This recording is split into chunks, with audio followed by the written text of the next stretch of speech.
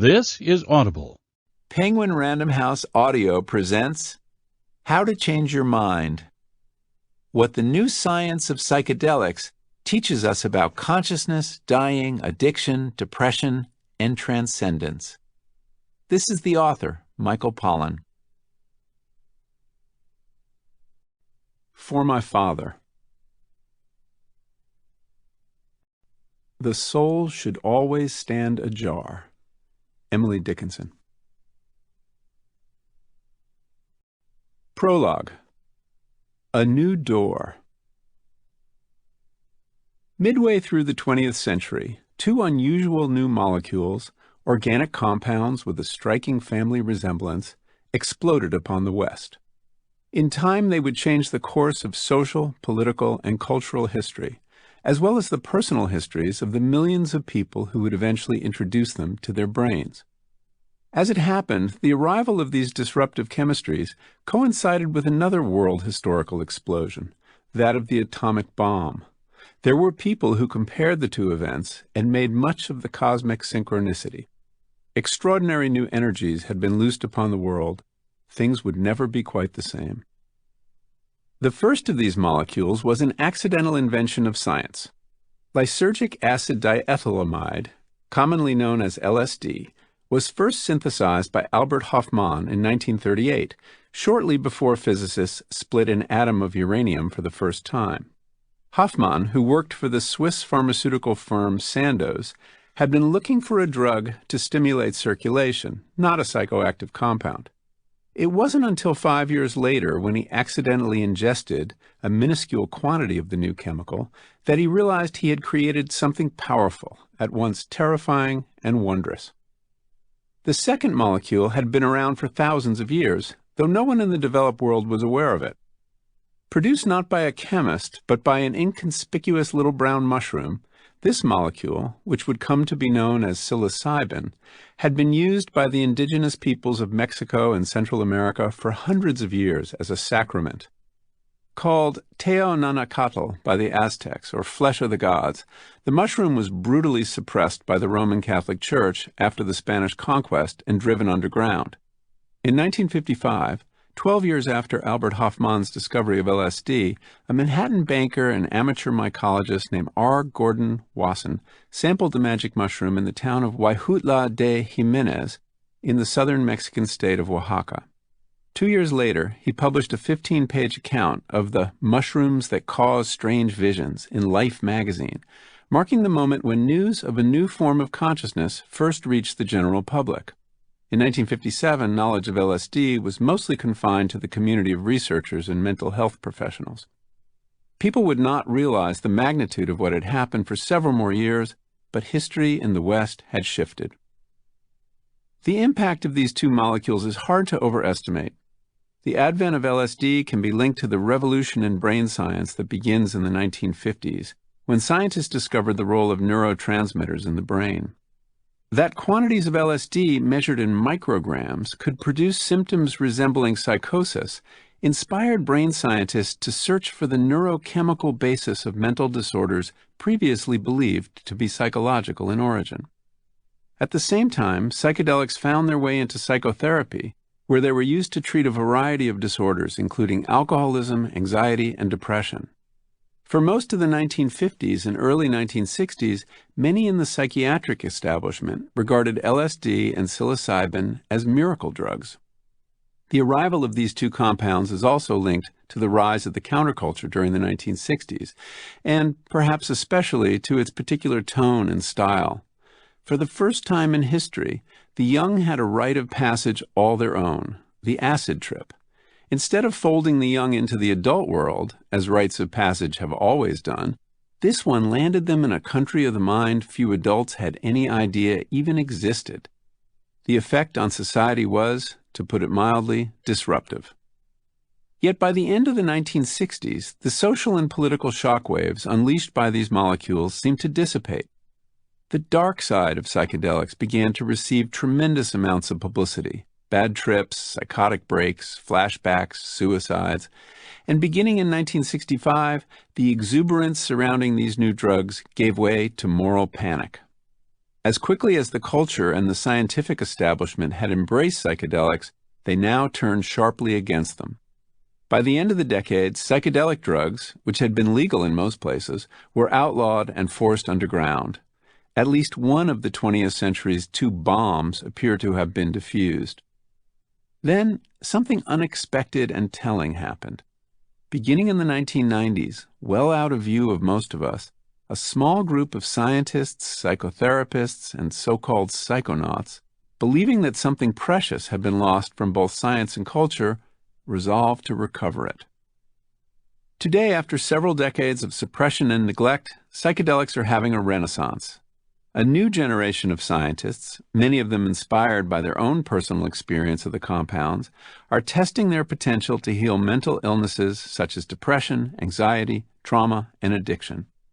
Other scientists are using psychedelics in conjunction with new brain imaging tools to explore the links between brain and mind, hoping to unravel some of the mysteries of consciousness. One good way to understand a complex system is to disturb it and then see what happens. By smashing atoms, a particle accelerator forces them to yield their secrets. By administering psychedelics in carefully calibrated doses, neuroscientists can profoundly disturb the normal waking consciousness of volunteers, dissolving the structures of the self and occasioning what can be described as a mystical experience. While this is happening, imaging tools can observe the changes in the brain's activity and patterns of connection. Already, this work is yielding surprising insights into the neural correlates of the sense of self and spiritual experience.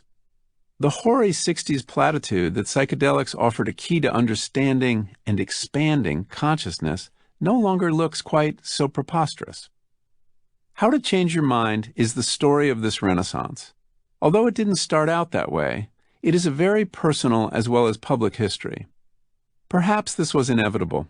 Everything I was learning about the third-person history of psychedelic research made me want to explore this novel landscape of the mind in the first person, too, to see how the changes in consciousness these molecules wrought actually feel, and what, if anything, they had to teach me about my mind and might contribute to my life. This was, for me, a completely unexpected turn of events. The history of psychedelics I've summarized here is not a history I lived. I was born in 1955, halfway through the decade that psychedelics first burst onto the American scene, but it wasn't until the prospect of turning 60 had drifted into view that I seriously considered trying LSD for the first time. Coming from a baby boomer, that might sound improbable, a dereliction of generational duty. But I was only 12 years old in 1967, too young to have been more than dimly aware of the Summer of Love or the San Francisco acid tests. At 14, the only way I was going to get to Woodstock was if my parents drove me. Much of the 1960s I experienced through the pages of Time magazine. By the time the idea of trying or not trying LSD swam into my conscious awareness, it had already completed its speedy media arc, from psychiatric wonder drug to counterculture sacrament to destroyer of young minds. I must have been in junior high school when a scientist reported, mistakenly as it turned out, that LSD scrambled your chromosomes. The entire media, as well as my health ed teacher, made sure we heard all about it. A couple of years later, the television personality Art Linkletter began campaigning against LSD, which he blamed for the fact his daughter had jumped out of an apartment window, killing herself. LSD supposedly had something to do with the Manson murders, too. By the early 1970s, when I went to college, everything you heard about LSD seemed calculated to terrify. It worked on me. I'm less a child of the psychedelic 60s than of the moral panic that psychedelics provoked. I also had my own personal reasons for steering clear of psychedelics, a painfully anxious adolescence that left me, and at least one psychiatrist, doubting my grip on sanity. By the time I got to college, I was feeling sturdier, but the idea of rolling the mental dice with a psychedelic drug still seemed like a bad idea. Years later, in my late 20s and feeling more settled, I did try magic mushrooms 2 or 3 times. A friend had given me a mason jar full of dried, gnarly psilocybes, and on a couple of memorable occasions, my partner, now wife, Judith, and I choked down 2 or 3 of them, endured a brief wave of nausea, and then sailed off on 4 or 5 interesting hours in the company of each other and what felt like a wonderfully italicized version of the familiar reality.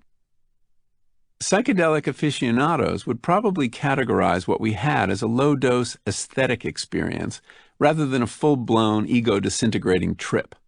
We certainly didn't take leave of the known universe or have what anyone would call a mystical experience, but it was really interesting.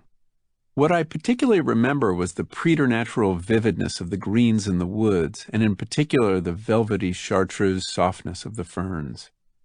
I was gripped by a powerful compulsion to be outdoors, undressed, and as far from anything made of metal or plastic as it was possible to get. Because we were alone in the country, this was all doable. I don't recall much about a follow-up trip on a Saturday in Riverside Park in Manhattan, except that it was considerably less enjoyable and unself-conscious, with too much time spent wondering if other people could tell that we were high. I didn't know it at the time, but the difference between these two experiences of the same drug demonstrated something important and special about psychedelics: the critical influence of set and setting. Set is the mindset or expectation one brings to the experience, and setting is the environment in which it takes place.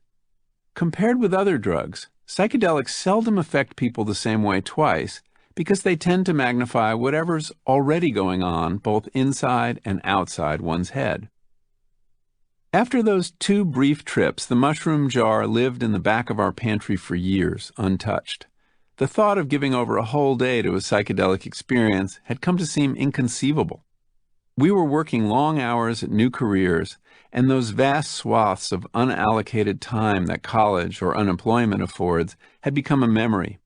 Now another, very different kind of drug was available, one that was considerably easier to weave into the fabric of a Manhattan career: cocaine.